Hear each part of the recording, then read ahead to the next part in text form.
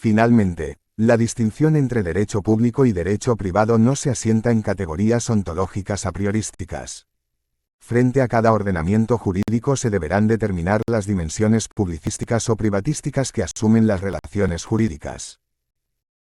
La teoría de los intereses preferentemente protegidos en una relación jurídica o mediante una norma jurídica divide al derecho privado, cuando éstas protegen intereses privados, del derecho público, que es cuando protegen intereses públicos. No incluye en su descripción al espacio de lo público en la empresa, en los sindicatos y en los partidos políticos, donde confluyen intereses privados e intereses públicos ordenados por normas constitucionales. La teoría de la especialidad del derecho parte de la idea de que el derecho público es un derecho especial, exclusivamente regulador de los derechos y deberes de los titulares de los poderes públicos, como es el caso de las normas de organización del poder político. Muchas de estas normas incluyen también a entidades privadas, como es el caso de las normas de derechos fundamentales y de las normas de organización económica. No obstante la inexistencia de un criterio único para distinguir entre derecho público y privado, la caracterización del derecho constitucional como derecho público tiene una función didáctica y práctica porque permite poner en relieve algunas manifestaciones típicas de este derecho. El derecho público se caracteriza por la adopción de formas de acción unilateralmente dictadas, ley, reglamento, acto administrativo, sentencia judicial, es decir, derecho coactivo. En el derecho privado predomina, aunque no en forma exclusiva, la autonomía privada, orden igualitario, lo que lleva a un derecho flexible. Los poderes públicos deben actuar y solo pueden actuar cuando tienen competencia establecida en la Constitución o en la ley, principio de la determinación constitucional de las competencias. En cambio, los sujetos de derecho privado gozan de libertad en la conformación de las relaciones jurídicas.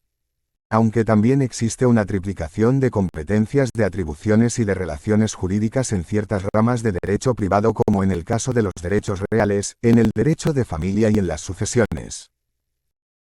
La actuación de los poderes públicos se subordina a principios constitucionales inderogables, principio de constitucionalidad, principio de legalidad, principio de razonabilidad, principio de publicidad, que no rigen o rigen en una medida diferente para las relaciones privadas.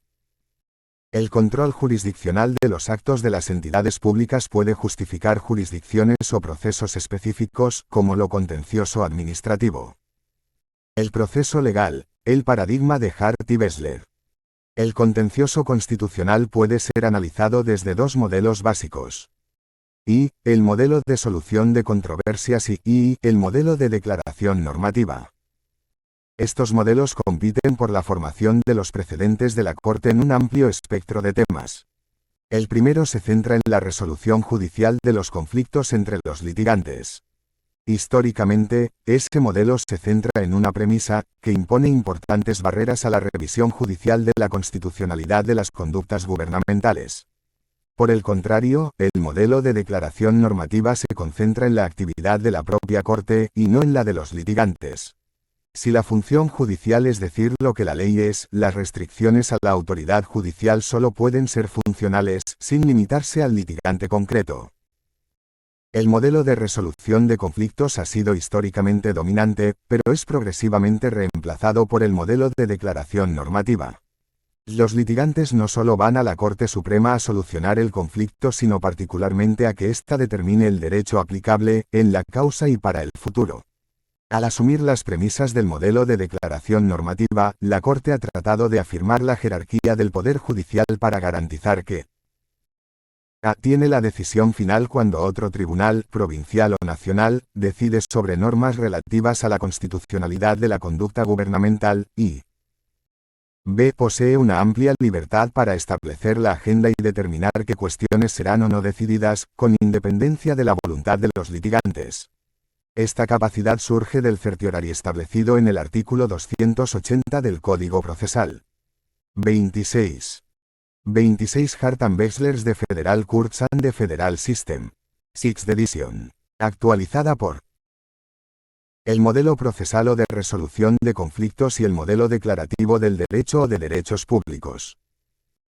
Los dos modelos básicos de la adjudicación cuestiones constitucionales son el modelo procesal o de resolución de conflictos y el modelo declarativo o de derechos públicos. Si el primero se centra en la actividad de los litigantes para obtener la solución de sus conflictos sin mayor referencia a la determinación de las normas aplicables en casos futuros, en segundo se centra en la actividad de los tribunales. En el papel judicial en la determinación del derecho, papel que no puede estar limitado por la actividad de los litigantes. En el caso de la Corte Suprema el modelo declarativo del derecho debe ser el dominante. Principalmente porque determina el derecho vigente y evita los altos costos de la incertidumbre jurídica. De esta manera se reducen los costos de transacción que sufren los habitantes, frente a la indeterminación jurídica que es una forma perversa de anomia. Al mismo tiempo se reduce la litigiosidad, ya que las normas ya determinadas y explicadas se aplican con mayor certidumbre.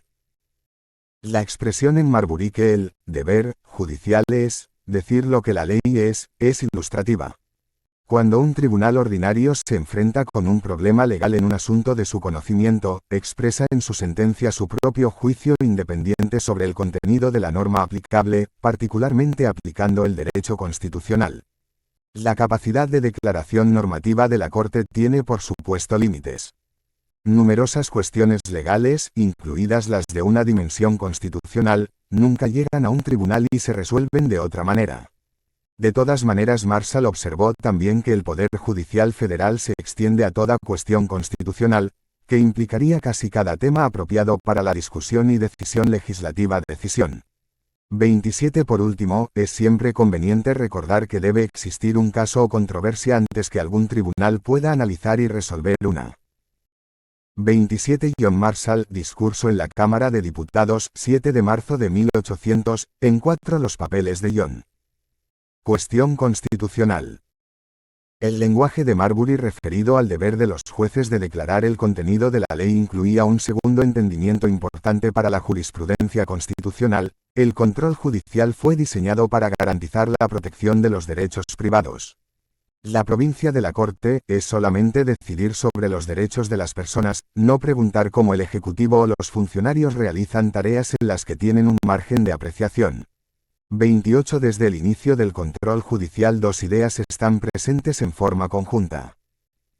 A. La concepción del deber judicial de declarar el contenido de la ley, establecido firmemente en el contexto de asegurar un gobierno limitado, y B. El control judicial concebido como protección de los derechos individuales, concepto en la época de Marshall, y en gran parte del siglo XIX, que generalmente imaginó litigantes que buscan la garantía de los derechos a la libertad y la propiedad frente a las interferencias.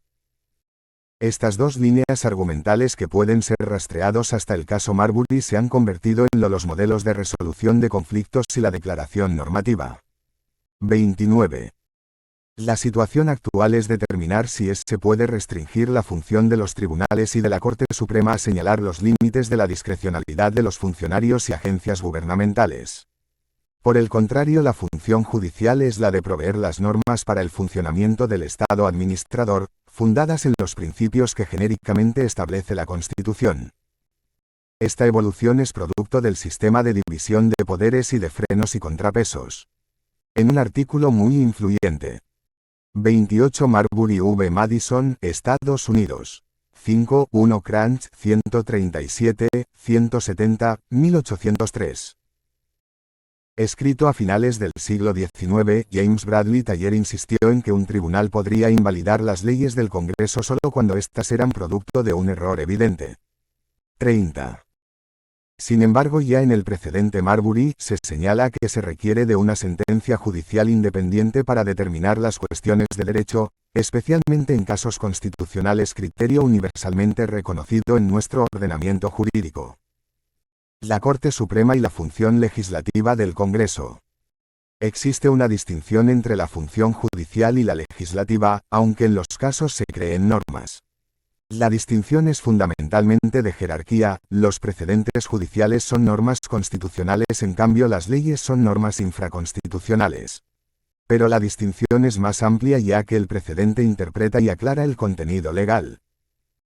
En Sánchez, Llamas v. Oregon, 548 Estados Unidos 331, 353, 54, 2006, por ejemplo, la Corte de Estados Unidos invocó Marbury al rechazar el argumento de que estaba vinculada y debía aceptar la interpretación de la Corte Internacional de Justicia de la Convención de Viena sobre Relaciones Consulares.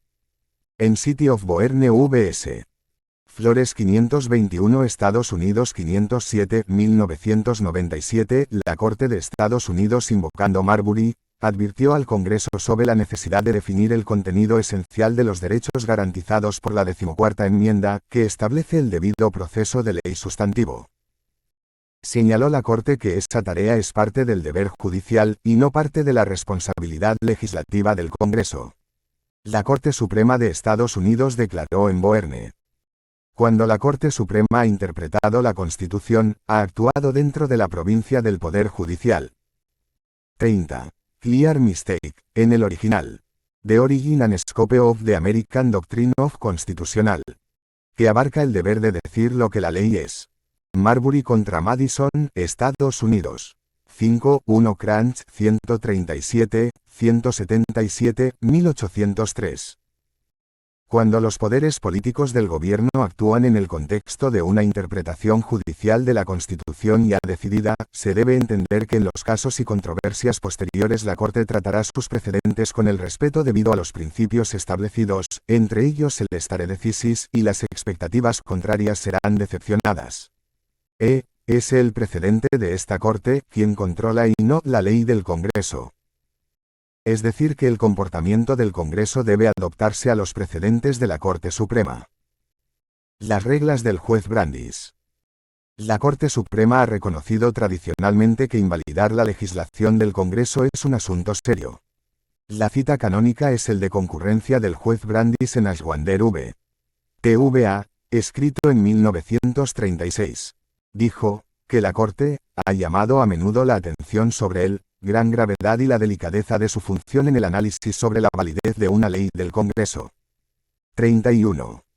Luego declaró las siguientes reglas, que han sido elaboradas por el juez Brandeis, para el propio gobierno de la Corte. Y, la Corte no se anticipa a una cuestión de derecho constitucional antes de la necesidad de decidirla.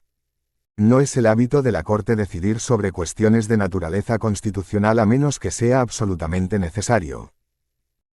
Y, la Corte, no formulará una norma de derecho constitucional más amplia de la que es requerida por los hechos precisos a los cuales se debe aplicar.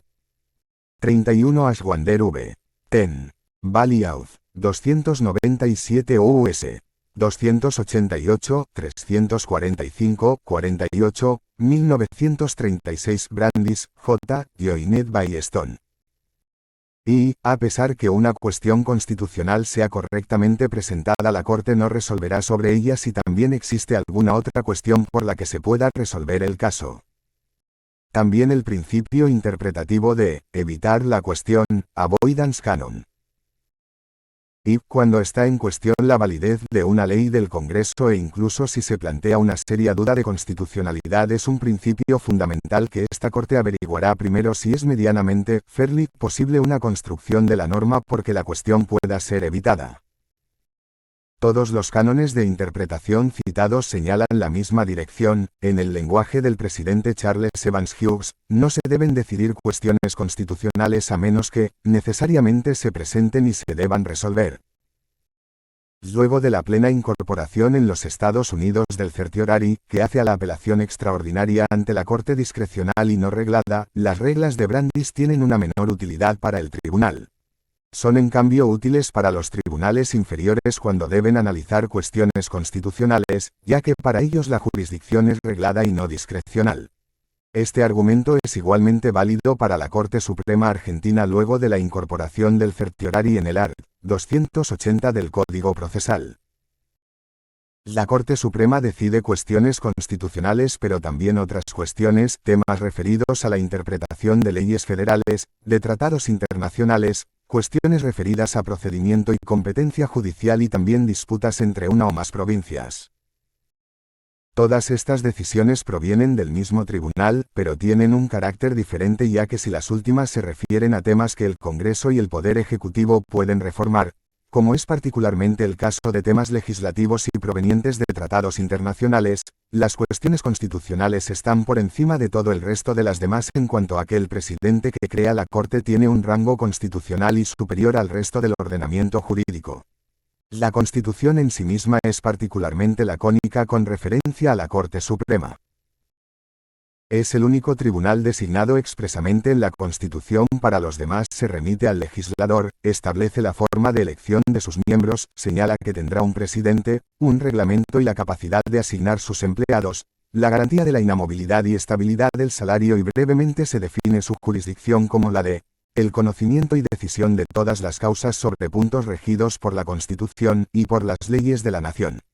Y por los tratados con las naciones extranjeras, finalmente se señala que la Corte Suprema tendrá una jurisdicción originaria y exclusiva y una jurisdicción apelada. El vasto derecho aplicable a la jurisdicción de la Corte Suprema ha surgido en gran medida de las decisiones judiciales, ya que la legislación ha sido particularmente breve y en algunos casos antiguos. Recordemos la Ley 48 particularmente con sus artículos 2 y 15 de la tarde y el artículo 280 del Código Procesal como las normas legisladas fundamentales. Es que a pesar de su brevedad la jurisdicción de la Corte Suprema proviene de la Constitución y no de la legislación. Existe un modelo estricto en la organización de la Corte Suprema de Justicia que proviene de su fuente principal, que fue la Constitución de los Estados Unidos, y su práctica de control judicial de constitucionalidad ampliamente difundido cuando se estableció el sistema constitucional argentino entre 1853 y 1860. Este sistema es descentralizado o también llamado difuso, en el todo los jueces federales o locales ejercen el control de constitucionalidad, y solo ellos pueden hacer, pero solo le ejercen a través de casos concretos sobre cuestiones que surgen en el ejercicio de la jurisdicción. Es decir, que la interpretación constitucional solo se ejerce cuando aparece en el contexto de un caso concreto que requiere de esa interpretación para su solución. La Corte Suprema es un tribunal general, ya que tiene en su jurisdicción todas las causas. Esta tradición no solo ocurre en la Argentina y los Estados Unidos, sino también en Australia, Brasil, Canadá, India y Japón. Existe otro modelo, el europeo, que es especializado y centralizado en una Corte Constitucional que es el único tribunal con la competencia de dar interpretaciones obligatorias de la Constitución y aún anular o derogar normas de menor jerarquía. No integran la Administración de Justicia y para los casos comunes hay tribunales, incluyendo tribunales de apelación y tribunales supremos, Corte de Casación, a los cuales está llegado la aplicación de la Constitución. Al mismo tiempo, estas Cortes Constitucionales especializadas pueden decidir sobre la legislación en abstracto, es decir, normas aprobadas recientemente por los legisladores y que no han dado lugar a casos concretos. En estos países europeos no existe un poder judicial separado e independiente y que constituya una rama de gobierno en igualdad de condiciones de poder ejecutivo y el Congreso. Los cambios legislativos tanto en el Código Procesal con el artículo 280 que estableció el certiorari y la acordada 4-1007 que estableció los requisitos formales recurso extraordinario, pero resaltando tanto en la carátula como en el contenido la necesidad de citar los precedentes constitucionales aplicables al caso, han reformado el recurso extraordinario de una manera que no se asocia al establecido originalmente en la práctica basada en el artículo 14 de la Ley 41. Si el recurso extraordinario aparecía en la doctrina siguiendo la práctica de un recurso totalmente arreglado, como una institución que seguía estrictas normas procesales, su evolución presente lo lleva a la necesidad del análisis de normas o de características concentradas en la solución de las cuestiones federales constitucionales que se presenta. El ejemplo tradicional dado para el estudio del recurso extraordinario reglado es la obra Esteban y Mazzi de Rey, El recurso extraordinario. En esa obra se analizan los 5 requisitos comunes, los 5 requisitos propios y los 5 requisitos formales del recurso ante la Corte por apelación y se cita en detalle los casos de cada una de las variantes del recurso. La enorme trascendencia de esta obra se basó en gran medida que se concentraba en las características procesales del recurso pero no de las características constitucionales del análisis de las cuestiones federales, es decir, la interpretación de la Constitución, de los tratados internacionales, y de las leyes federales y sus conflictos con el resto del ordenamiento jurídico. Pero cuando aparece primero la característica de que existan cuestiones federales insustanciales, es decir, que no tienen trascendencia para ser consideradas con la Corte, la idea de un recurso puramente reglado que cumple estrictamente una serie de requisitos procesales desaparece. A esto se suma la doctrina que se desarrolla a partir de la acordada 4, que sostiene que lo central en el recurso es determinar la importancia del precedente constitucional aplicable al mismo. Esta acordada lleva hasta el extremo de requerir que se ponga señalado con el tomo y folio del caso citado según aparece en la colección de fallos de la Corte, para así demostrar que el caso se refiere a una cuestión federal importante, ya que aplica un precedente reconocido, o al menos la interpretación que alguno de ellos. Sin duda, este cambio revolucionario no se aplica rápidamente porque por sus mismas características requiere de un nuevo discurso constitucional. Un discurso que analice no las formalidades del recurso sino el contenido de los precedentes constitucionales aplicables. Es decir, se requiere un estudio más detallado por parte de los juristas de los precedentes constitucionales de la Corte Argentina y sus fuentes, entre ellas la Corte de los Estados Unidos, y también una obligación por parte de los jueces de una mayor precisión y cuidado en sus faros. Si los fallos son las fuentes de los precedentes, estos deben estar suficientemente bien redactados como para constituir un discurso constitucional homogéneo, con todas las dificultades que aparecen en las dos circunstancias. Es decir, el nuevo recurso extraordinario ante la Corte Suprema de Justicia está basado en el contenido de las cuestiones federales planteadas antes que en complejas formalidades propias recurso reglado, y no de un recurso que permite la flexibilidad del certiorari. Una de las características de esta obra es señalar cómo, además de la práctica estricta del recurso extraordinario, la Corte Suprema ha iniciado el desarrollo de un discurso constitucional que está de acuerdo a las necesidades que el nuevo recurso requiere. Es vano para el recurrente intentar desentrañar formalidades procesales cuando lo que requiere el tribunal es determinar la importancia de la cuestión federal planteada. No hay duda que cuando la Corte Suprema se reunió por primera vez en sus sesiones en febrero de 1863 no podía imaginar la importancia que adquiriría en la vida constitucional argentina. Sin duda venía una visión de lo que ocurriría teniendo en cuenta la actividad de la Corte Suprema de los Estados Unidos, en la cual su organización estaba basada. Ya los constituyentes de 1860, particularmente a partir de la influencia de Sarmiento, habían logrado indicar que los fallos de la Corte Suprema de Estados Unidos debían orientar la aplicación de la nueva Constitución. Pero aún así no era previsible que la Corte fuera reconocida unánimemente, aunque sin duda con conflictos y cuestionamientos como el expositor, la expositora final y autorizada de la Constitución luego de 150 años de su instalación. Se plantean sin duda dos puntos básicos de análisis. El primero es de los criterios que deben corrigen los precedentes constitucionales, es cómo se llega a ellos y con qué contenidos.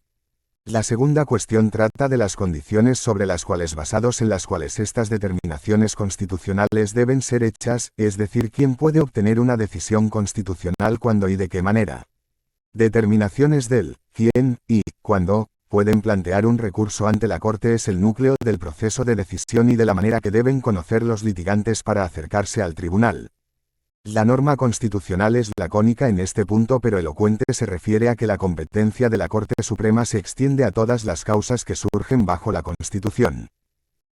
Salvo la norma sobre la existencia de la Corte Suprema y su jurisdicción originaria y exclusiva, todo el resto de sus normas están delegadas a la autoridad del Congreso, que estableció originalmente en la Ley 48, curso artículo 14. Principalmente se encuentra vigente y que está tomada del Judiciary Act, aprobada por el primer Congreso de los Estados Unidos en 1789. En esa Ley 48 y en las reformas posteriores del Código Procesal, particularmente el artículo 280, se siguió el requerimiento constitucional que solo pueden tratarse en la Corte casos, es decir, controversias entre actores y demandados.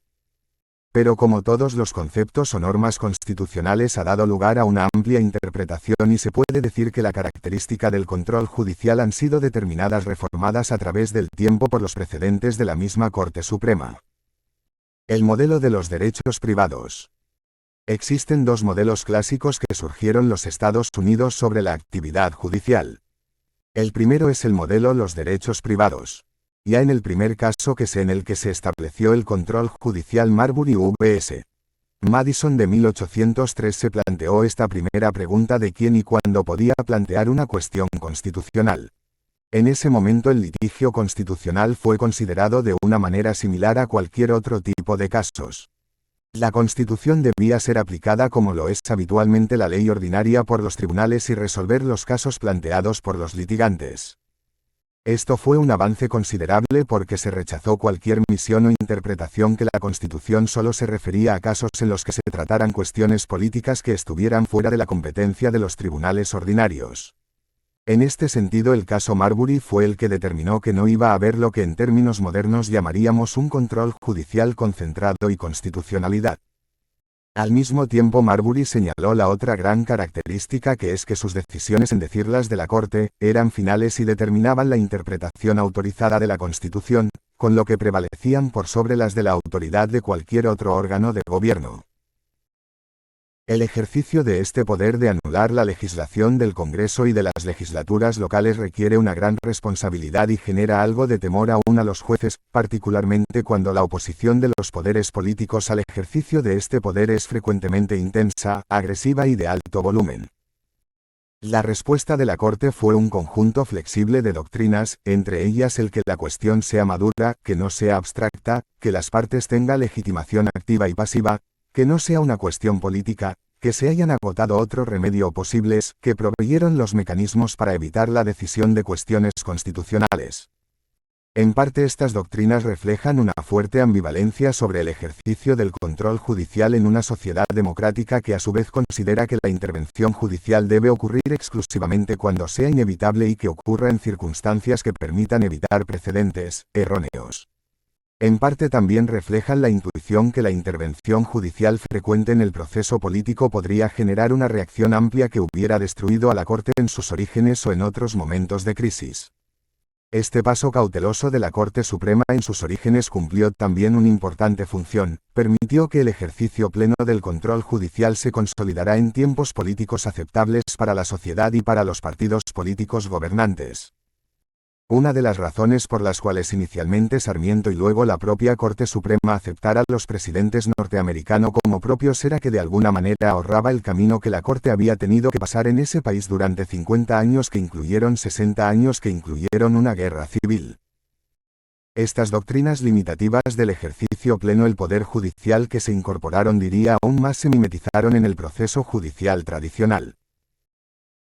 En el caso Marbury, el juez Marshall enfatizó la necesidad de la protección judicial de los derechos legales, investidos, y declaró que era, enfáticamente, la provincia de la Corte de decidir exclusivamente sobre los derechos de los individuos. Más aún, estableció una analogía entre el litigio constitucional y la aplicación ordinaria del derecho en cualquier litigio, sugiriendo que el control judicial estaba limitado a la protección de derechos personales concretos e identificables similares a aquellos protegidos por los tribunales ordinarios. Esta visión de la función judicial tuvo una amplia consecuencia particularmente en los finales del siglo XIX y los inicios del siglo XX. De esta manera se consideró que la Corte carecía de una función especial de controlar o asesorar al Poder Legislativo o al Ejecutivo, y solamente en los casos que se trataran derechos individuales herida cuando la Corte tenía la tarea indudable de decidir el caso y determinar si estaba de acuerdo con la Constitución.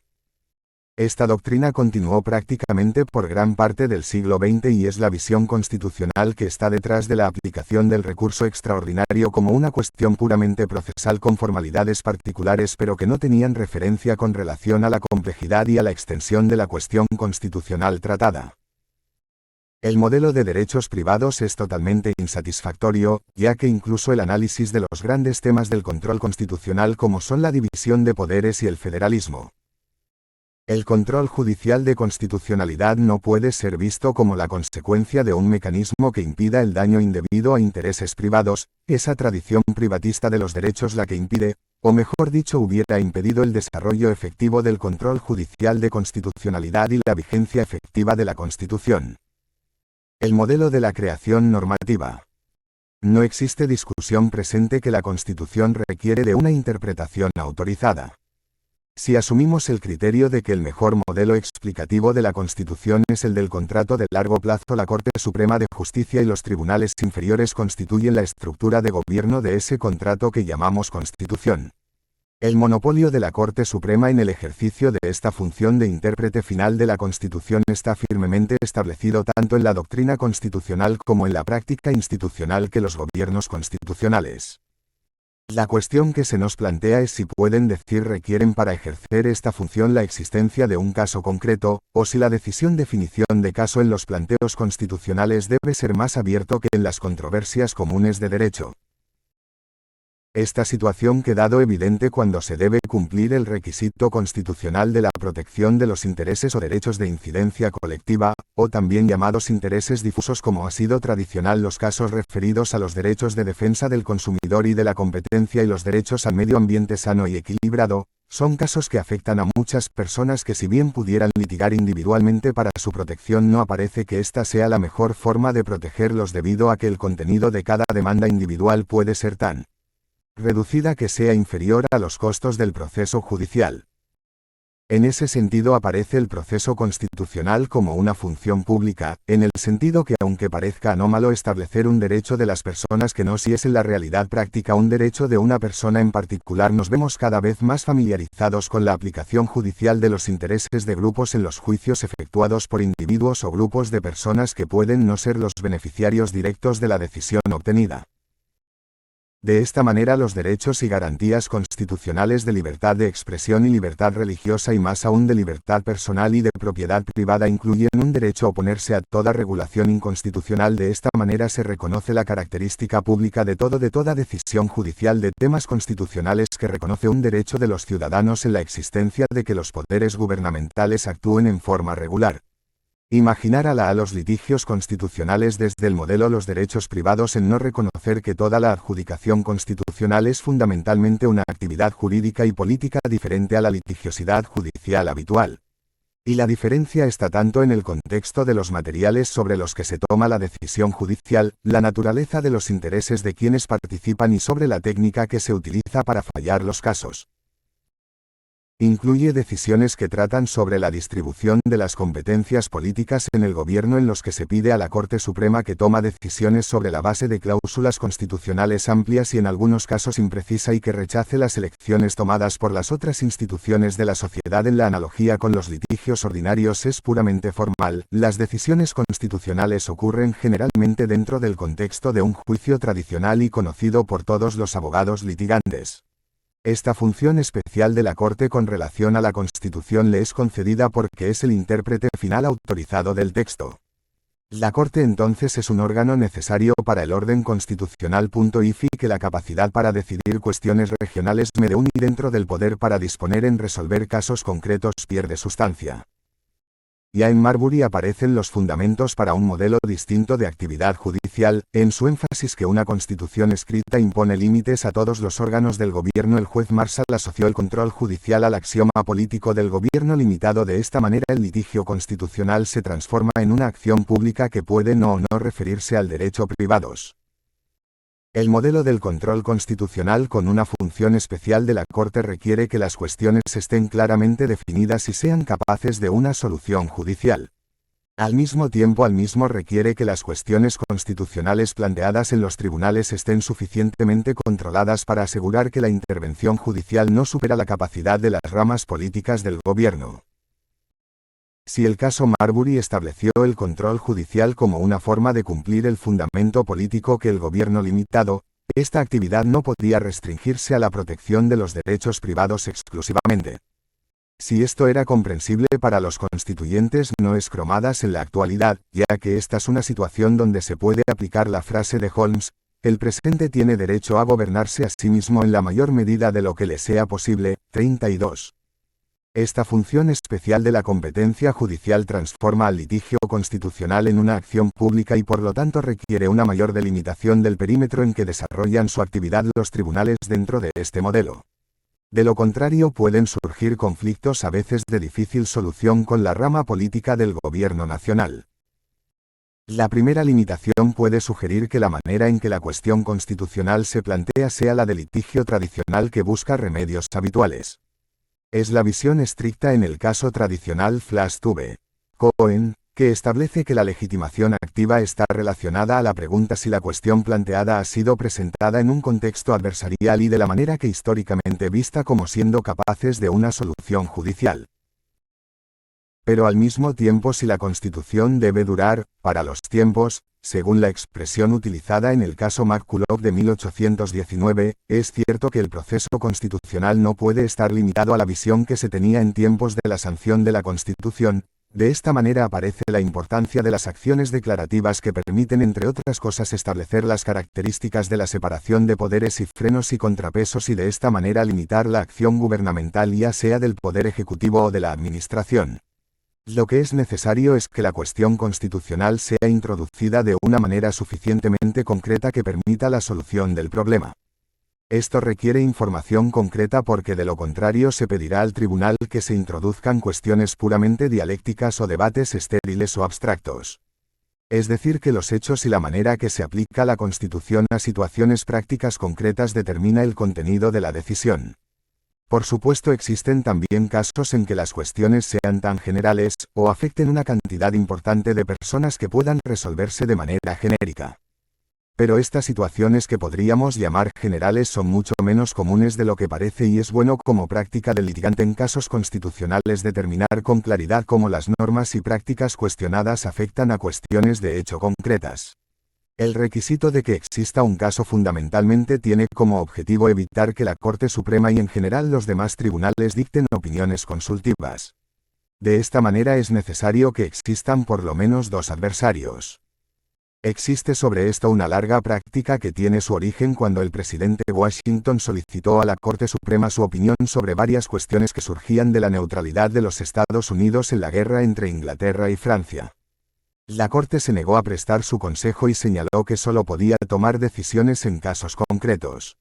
Esto tiene un fundamento importante. El primero es que la falta de adversarios para analizar un caso plantea el riesgo que la decisión constitucional de la Corte no sea suficientemente considerada. Al mismo tiempo, si el derecho es dialógico, la fuente principal de información sobre el caso que tienen los jueces es la que proviene de las expresiones de las partes, quienes son las que ofrecerán los hechos, los analizarán y debatirán sobre el derecho aplicable a la decisión. Una opinión consultiva, es decir, un caso en que no están presentes las dos partes, pone al tribunal ante una situación donde no cuenta con un análisis detallado de la información sobre el caso que debe fallar, y ni siquiera sobre el derecho aplicable, aun cuando éste se presuma conocido por los jueces. Un problema a resolver: los jueces frente a la inacción gubernamental. La inacción gubernamental tiene causas estructurales y no solamente la pasividad política frente a un problema complejo. El proceso legislativo requiere de consultas y negociaciones entre muchos sectores interesados, la presencia de grupos de interés contrapuestos que impiden muchas veces que sea tomada la decisión adecuada. Los afectados por la contaminación son una población dispersa, y su posibilidad de participar en la decisión de los poderes políticos es muchas veces ímproba, si no imposible. Ya en 1938, en el caso Caroline Products, la Corte Suprema de los Estados Unidos consideró que una de sus funciones era la de defender a las minorías discretas o insulares, quienes por su dispersión o extrema pobreza no podían influir en las decisiones gubernamentales. Esta práctica ha llevado a que sean los tribunales los que hayan podido solucionar estas cuestiones que no puedan ser debidamente resueltas por el proceso político. Así fue el caso de la integración racial de las escuelas, iniciado en el caso Brown de 1954, que llevaría más de una década hasta cumplir su objetivo 33. De la misma manera se puede citar la reforma de los sistemas carcelario y hospitalario por acción judicial. El procedimiento utilizado fue el de acciones de clase, y los jueces establecieron en la sentencia los principios aplicables e intimaron a los demandados a proponer un plan de solución de la controversia. Sin duda continúa vigente la preocupación de la escuela del realismo jurídico que los jueces pueden decidir los casos sobre la base de sus preferencias particulares, sus mitos heredados o su psicología personal. La respuesta que da Posner es que los jueces tienen incentivos correctos para decidir estas cuestiones, ya que cuentan con estabilidad en el cargo y un salario estable que no variará por motivo de sus decisiones. 34. Si esto es así, los ciudadanos se dirigirán a los jueces en términos de defensa del interés público, antes que a los funcionarios públicos. Al mismo tiempo, se puede realizar el control de las consecuencias de la decisión judicial para compararlas con los beneficios sociales que otorga. Más aún, por los incentivos estables inherentes al cargo judicial, es probable que los jueces puedan comprender con más claridad cuestiones de interés general que los poderes políticos, que están naturalmente influidos por cuestiones de oportunidad política y por la actividad de grupos de interés bien organizados. Este es el dilema que se plantea ante un tribunal cuando debe afrontar una cuestión como la del riachuelo, de la misma manera que debió ser afrontada a fines de la década del 60 por los jueces federales en los Estados Unidos para la reforma de las cárceles. 35. Inicialmente la ventaja institucional comparativa se encuentra en el poder legislativo, que pueden llamar a consultas, realizar amplias investigaciones, obtener el asesoramiento de expertos y asignar recursos, al mismo tiempo que puede equilibrar esos gastos con otras prioridades como puede ser la educación o la seguridad. Al mismo tiempo, si el legislativo no puede determinar las estrategias específicas para resolver el tema, puede delegar esta función al Poder Ejecutivo para que aplique el programa establecido legislativamente. En esta visión inicial, el juez no podría realizar ninguna de estas actividades y debería limitarse a resolver el problema complejo de la contaminación interjurisdiccional masiva dentro de un proceso adversarial. El dilema se plantea cuando tanto el legislativo como el ejecutivo no están dispuestos a actuar. Esta incapacidad institucional por parte de instituciones renuentes indica un defecto estructural de nuestro sistema político mayoritario. El problema es entonces que el legislativo y el ejecutivo no actúan y que las condiciones de contaminación masiva del riachuelo continúan y obligan a quienes están cerca de la ribera a vivir en condiciones. 34 cf. Richard Posner. What do Yaches Maximise, Op. Cit.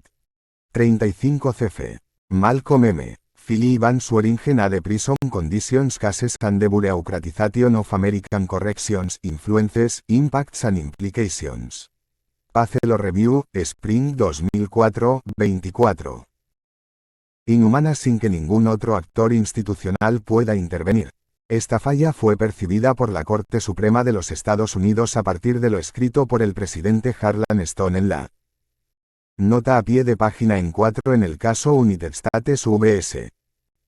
Carolene Products Co. en 1938 y ha mencionado. 36.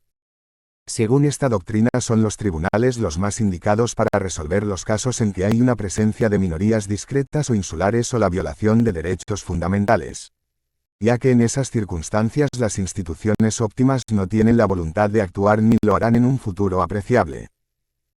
Esta nota está dividida en 3 párrafos y cada uno señala una excepción a la tradicional presunción de constitucionalidad de los actos legislativos. Establece las 3 circunstancias en que el control judicial de la constitucionalidad de leyes o actos debe ser más estricto. Dice la nota en 4, en el tercer inciso, refiriéndose a los impedimentos de una decisión judicial. 3. Ni tampoco debemos indagar si consideraciones similares entran en la revisión de leyes dirigidas a minorías religiosas o raciales, si el perjuicio contra minorías discretas o insulares puede ser una condición especial que tienden seriamente a limitar la operación de aquellos procesos políticos en los que se confía habitualmente para proteger a minorías y que pueden convocar a una más inquisitiva investigación judicial. Este tercer párrafo requiere de un mayor escrutinio judicial cuando se refiere a la protección de las minorías discretas e insulares que se encuentran desprotegidas por el proceso político habitual. La fórmula de Carolene concentra su atención en la debilidad política de las minorías, del perjuicio y discriminación que sufren en una democracia pluralista. Este es un problema que 36 cf. 304 US. 144, 1938. Para un análisis del caso, ver Juan Vicente Sola, Control Judicial de Constitucionalidad, Segunda ed. Buenos Aires, LexisNexis 2006. Ver también Juan Vicente Sola. Tratado. No tiene fin, ya que nuevos sectores aparecerán luego que a otros se los repare de su exclusión social. En cada época aparecerán grupos perjudicados que requerirán de la aplicación de los principios de Carolene Products para incorporarse a un proceso pluralista más justo. En una democracia las minorías son las que han perdido en una confrontación electoral. La democracia es un sistema mayoritario y las minorías son en alguna manera excluidas de la cosa pública. Dentro de la alternancia asociada con el sistema democrático pueden ser una mayoría política en el futuro. Pero es un error de ingenuidad imaginar a la democracia como si existiera una mayoría única y bien definida por sobre una minoría constante y coherente. La sociedad política contemporánea incluye una multiplicidad de grupos de interés que representan los intereses de una fracción y que negocian entre sí por ventajas con el poder y para obtener el apoyo mutuo. Si se acepta que la actividad política incluye un conflicto entre distintos grupos, es comprensible la preocupación planteada en la nota del caso Carolene a favor de las minorías que tienen dificultades para hacer conocer sus intereses o no pueden asociarse con otros grupos en su defensa. De esta manera estarán fuera del proceso legislativo y por esta razón la protección judicial es una corrección a esta situación y justifica la existencia de un elemento contramayoritario en el control judicial. La Corte Suprema, al intervenir en defensa de este tipo de minorías, produce el resultado que hubiera obtenido si hubieran tenido una posibilidad de participar en el proceso legislativo. Debemos tener en cuenta que las minorías son generalmente antipáticas para las mayorías y para los grupos de interés que influyen en el poder. Porque su influencia está dispersa sin poder concentrarse para influir en temas de gobierno, el caso de las minorías dispersas, o por el contrario si están concentradas en una región o sector social excluido o empobrecido, las minorías insulares. Solo los tribunales podrán rescatarlos de la discriminación. Bruce Ackerman sugiere que la doctrina de Carolene Products debería dirigir la atención judicial a proteger a grupos o minorías que sean anónimas y difusas, que son los que generalmente tienen una seria desventaja en la sociedad pluralista. 37. Al ser anónimas no puede atraer la atención de los principales actores en el proceso legislativo, y al ser difusas en el territorio no pueden concentrarse en un proceso electoral o de influencia en la toma de decisiones políticas, ni siquiera en una región. Si un grupo pasa inadvertido para la realidad política, su única oportunidad es una demanda judicial. Es el caso de quien sufre las consecuencias de enfrentar a grupos muy poderosos y se encuentra en un mayor grado de indefensión si la minoría a la que pertenece está diseminada en un gran espacio. Una gran empresa estará más fácilmente dispuesta a hacer concesiones a un grupo organizado regionalmente que a grupos dispersos. Una minoría dispersa, y en este sentido la palabra insular puede también significar el de minoría aislada, tendría altos costos económicos y de esfuerzo personal para organizarse. Los costos de transacción serían prohibitivos. Las poblaciones dispersas no pueden organizarse fácilmente para peticionar a las autoridades o para enfrentar a grandes organizaciones. Esta desorganización puede tener consecuencias tributarias, ya que es más sencillo imponer a grupos numerosos y dispersos que a grupos organizados y concentrados. Es con el ejercicio del control judicial que se protege a sectores que están en un estado particular de indefensión. Una minoría concentrada tendrá bajos costos de transacción y de organización y podrá influir en el sistema político. El argumento íncito en Carolene Products es el referido a la participación en el proceso gubernamental. A pesar que no podríamos convencer a cada uno de nuestros legisladores y administradores, podemos insistir que consideren seriamente nuestros reclamos. Analizarlos convenientemente y rechazarlos solamente luego de que decidan que son contrarios al interés público. Si un grupo no logra recibir este tratamiento, sufre un perjuicio, existe un daño especial por no ser consideradas las razones sostenidas por este grupo, separadas del análisis general del proceso legislativo. Este es el perjuicio que trata de superar la doctrina de Carolene, sin que al utilizarla los jueces asuman la tarea de prescribir valores sustantivos. Esta doctrina es procesal y no valorativa y es una nueva formulación del principio de igualdad política. Se asocia a los derechos constitucionales de petición a las autoridades y de asociación. Da una solución a los casos en que las minorías no pueden, por razones de hecho o por la preeminencia de grupos más importantes, acceder a sus derechos. Esta teoría del refuerzo de la representación esbozada en la nota en 4 de Carolene Products le asigna al juez una función para la que está particularmente capacitado. En la medida en que ellos son expertos en las cuestiones procesales, incluyendo en las cuestiones constitucionales y en las que se debaten la regulación económica y políticas públicas. Esta actividad judicial es particularmente importante cuando el proceso político no funcione debidamente para responder a estas demandas. Es decir, que esto permite nuevas posibilidades discursivas al permitir al juez decidir el caso como segunda opción, ya que quien tenía la competencia originalmente no está dispuesto a actuar. Si existe un mandato constitucional precisa, como es en este caso la defensa del medio ambiente frente a una contaminación interjurisdiccional masiva, es el juez en el quien debe buscar los medios procesales adecuados para resolver la cuestión que quedaría pendiente si no fuera por esa alternativa. La acción judicial puede no ser lo mejor posible de la única solución en el caso concreto. La cuestión justiciable. La segunda limitación que surge de la Constitución es que la cuestión sea una cuestión justiciable, es decir, que pueda ser resuelta por el juez. Esto elevado al debate de una cuestión que en gran medida es histórica, que es el de las llamadas cuestiones políticas, en la medida que la Corte Suprema ha asumido su función de intérprete autorizado de la Constitución, la extensión de las cuestiones políticas se ha limitado hasta casi su extinción. Sin duda existen situaciones cuando la Corte simplemente no encuentra cuáles son las normas aplicables, generalmente porque no existe en el tema una información adecuada sobre los hechos de la causa. También cuando los hechos sobre los cuales la decisión debe basarse son complejos, inciertos e incomprobables dentro de los términos tradicionales de la actividad judicial. En algunos casos la cuestión se plantea de una manera equívoca y oculta en la búsqueda de la decisión una cuestión que no puede definirse en términos constitucionales, a menos que se trate de temas generales o evidentes. En esas situaciones el tema de la cuestión política está asociada con el requisito de la cuestión esté madura para su decisión. Es como si estableciéramos un continuo en el cual la cuestión política está en un extremo en el que las dificultades de hecho fueron intratables. Lo que define a nuestro sistema judicial del control de constitucionalidad es su carácter descentralizado. Todos los tribunales, no importa su jerarquía, ya sean federales o locales, deciden sobre las cuestiones constitucionales que están bajo su competencia.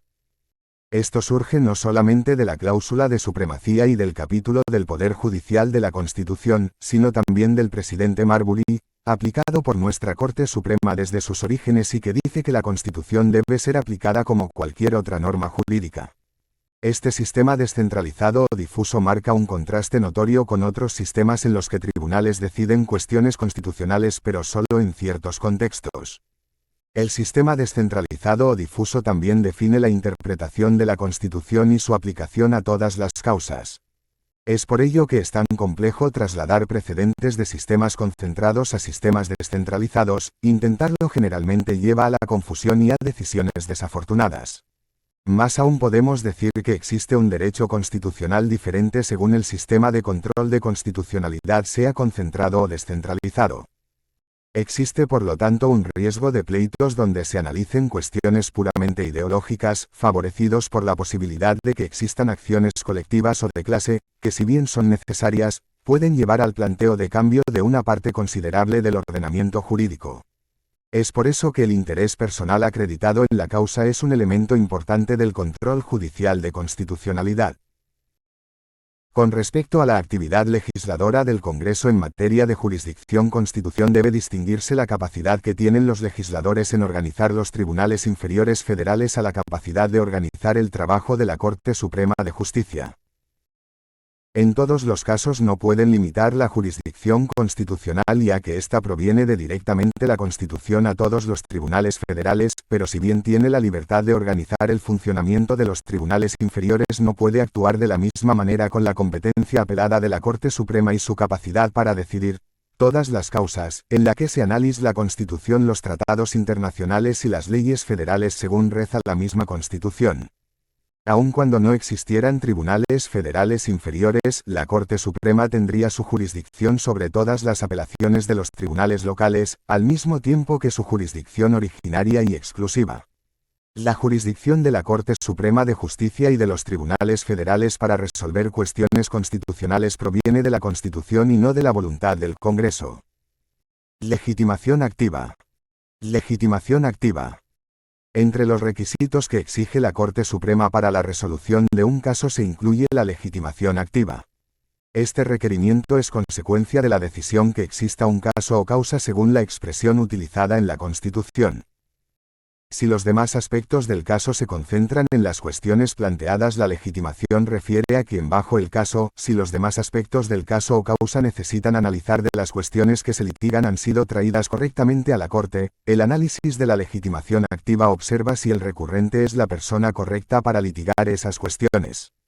Como la legitimación es una cuestión jurisdiccional, un tribunal federal no puede considerar el caso a menos que el actor establezca su legitimación para hacerlo. Esta legitimación se restringe al análisis básico, particularmente que la parte tiene un interés suficiente en una controversia justiciable que permita una solución judicial de esa controversia. Sierra Club v. Morton, 400 U. S. 727, 1972. De esta, quien recurra a un tribunal federal debe demostrar tres cosas: lesión actual, causa, cesión y reparación posible. 454 U.S.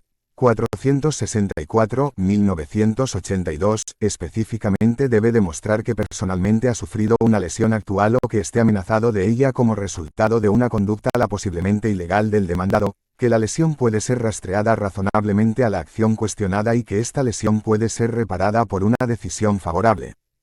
Esto significa que el individuo no puede demandar ante los tribunales federales ni recurrir a la Corte Suprema a menos que exista un daño actual o la amenaza del mismo que fue la causa de la acción y que puede ser remediado por la decisión del tribunal. Esto en términos generales significa que no puedo reclamar por una lesión que sea causado a otra persona, o que hay perjuicios generales abstractos que no son suficientes para reconocer la legitimación. Quien no ha sido dañado no puede plantear el caso contra una actividad que no ha causado la lesión. Al mismo tiempo, tampoco se puede reclamar judicialmente por un daño que la decisión judicial no pueda remediar. El objeto de estos límites es asegurar que los casos son planteados por las personas adecuadas y que los temas o las cuestiones planteadas serán liquidadas en forma plena. De esta manera se asegura la división de poderes y los tribunales federales no se transforman en legisladores de hecho. Allen V. White, 1984. Es decir, la legitimación surge como todas las doctrinas de la justiciabilidad de requisitos establecidos en el artículo 116 de la Constitución, que dice al respecto: corresponde a la Corte Suprema de los Tribunales Inferiores de la Nación el conocimiento y decisión de todas las causas. De una manera sencilla, la legitimización identifica quién puede plantear un caso en el que se reclame contra alguna acción gubernamental que viola la Constitución, las leyes federales o los tratados internacionales. Otras doctrinas de justiciabilidad identifican qué tipo de acciones pueden ser planteadas, el caso de las cuestiones políticas, y cuándo pueden ser traídas al conocimiento de los tribunales, son las doctrinas sobre cuestiones abstractas o sobre oportunidad y madurez de la cuestión. En términos generales, las personas tienen legitimación activa para atacar una acción gubernamental solo si sufre un agravio por esta actividad. Generalmente la legitimación no es un problema que impida el acceso a los tribunales, ya que el agravio es generalmente visible y en la mayor parte de los casos o cuestiones constitucionales no se plantea un problema de legitimación.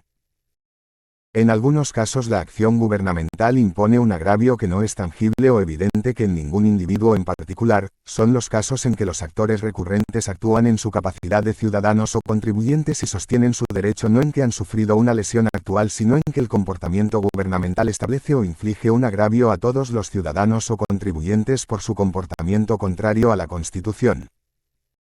La visión tradicional de la legitimación sufrió un cambio a raíz del aumento de la actividad gubernamental y cuando la visión de la titularidad de los derechos se hizo más difusa.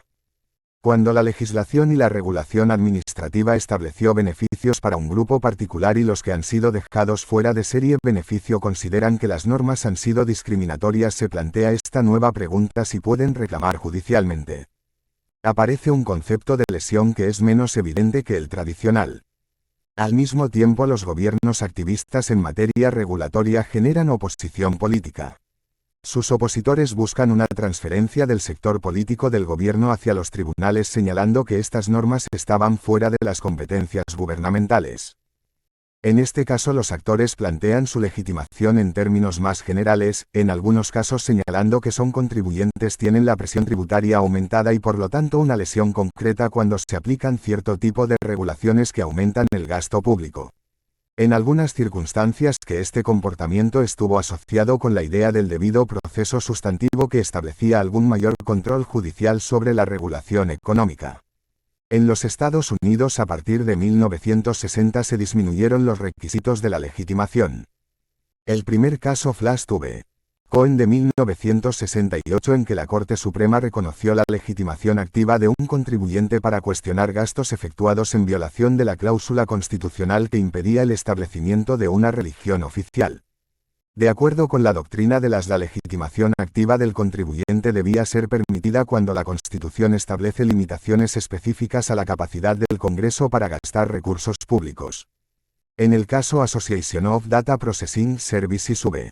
Camp de 1970. La Corte Suprema admitió la legitimación activa de cualquier persona que estuviera genéricamente dentro de la zona de interés que el Congreso buscaba proteger. Estas decisiones autorizan una supervisión judicial más amplia de la acción gubernamental de lo que permitían las antiguas versiones de la legitimación y de esta manera un mayor control social de la actividad gubernamental o de comportamientos de particulares que pudieran ser contrarios a la Constitución. En otros casos, la Corte Suprema de Estados Unidos identificó dos aspectos de la doctrina legitimación, el de la lesión efectiva, injury in fact, y el de la causación. En el caso, por ejemplo, de una acción gubernamental atacada, debe existir una lesión causada por esa actividad y el tribunal debe ser capaz de ordenar un remedio que el agravio o lesión sufrida. La actualidad o madurez del caso. Ripenes.